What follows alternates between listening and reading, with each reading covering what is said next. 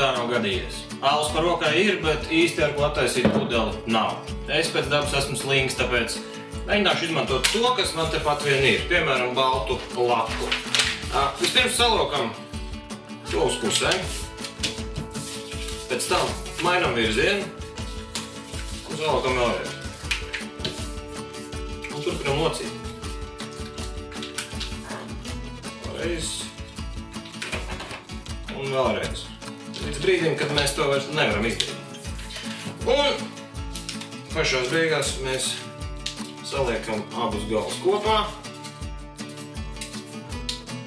Mums ir alus attaisāmais.